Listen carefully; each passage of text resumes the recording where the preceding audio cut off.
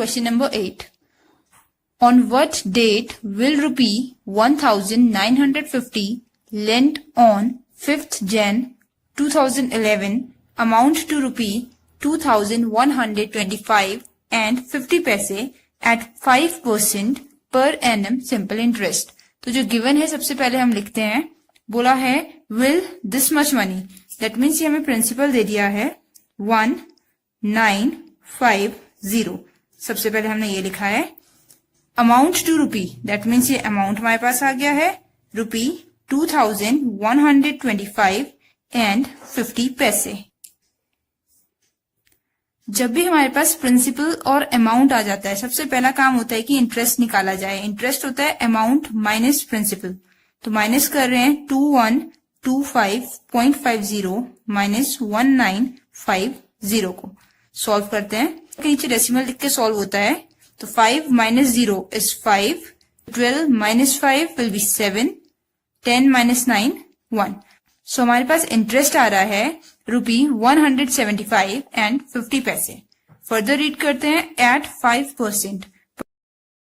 Rate हमें given है 5% per annum simple interest पे. पर एनम मीन्स टाइम जो है हमारा वो किस में चल रहा है, एयर्स में. एनम बोलते हैं तो एयर यूज करते हैं.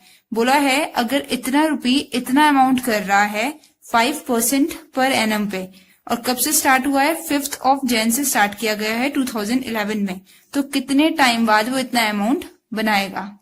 तो सॉल्व करते हैं एसआई का फॉर्मूला लिख के, which is SI is equals to PRT upon 100. Values put करते हैं. एसआई की वैल्यू में पुट कर रही हूँ 175.50 इज इक्वल्स टू 1950. पी की वैल्यू है, आर की वैल्यू है 5% time T as it is upon 100. तो टी की टर्म्स में इक्वेशन लिख रही हूं पहले. T is equals to, transpose कर रहे हैं 175.50 multiplied by 100 upon 1950 multiplied by 5. सबसे पहले डेसिमल रिमूव करते हैं. मल्टीप्लाई बाय 100 आ जाएगा. 100 एंड 100 कैंसिल.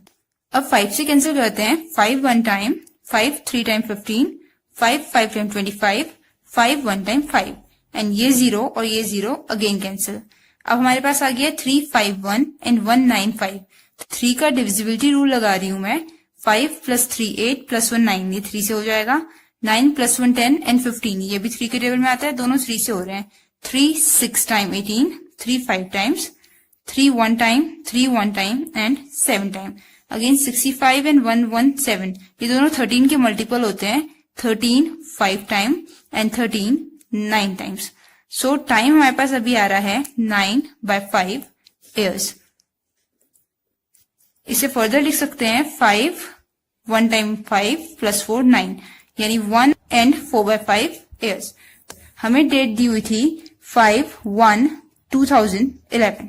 अब हम देख रहे हैं टाइम कितना लग रहा है, 1 year एंड 4/5 year. 1 year तो हम डायरेक्ट कर सकते हैं, प्लस 1 year कर देते हैं इसमें, दैट इज 5/1/2012. ये हमारे पास अब नया टाइम आ गया है. अब फर्दर ये 4/5 year जो एक्स्ट्रा है वो हमें इसी में एड ऑन करना पड़ेगा.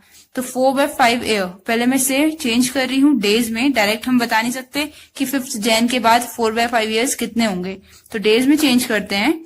4/5 मल्टीप्लाई, एयर की जगह डे है तो 365 यूज करेंगे. 5 1 time, 5 7 time, 5 3 time. So we have 4 into 3 12, 1 and 29, 292 days. That means जो डेट हम फाइंड कर रहे हैं वो 5th Jan के बाद 292 डेज और ऐड करेंगे तो आ जाएगी. अब कौन सा डे पर्टिकुलर आ रहा है, इसके लिए हमें पर मंथ डेज को डिवाइड करना पड़ेगा. स्टार्ट कर रहे हैं यहाँ जैन से करते हैं.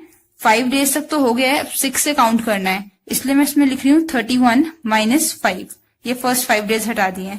फिर फेब में 29 days, March 31, April 30, May 31, June 30, July 31.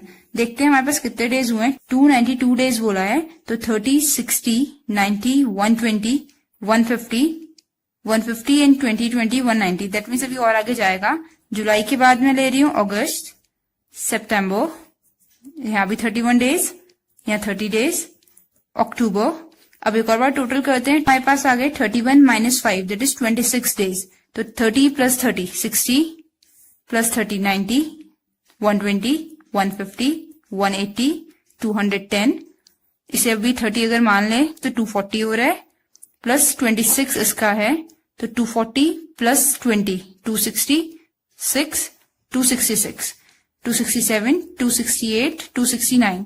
That means 269 तो हमारे हो गए हैं। 292 माइनस 269 में देख रही हूँ कितने रिमेनिंग रह गए हैं, 3 8 23।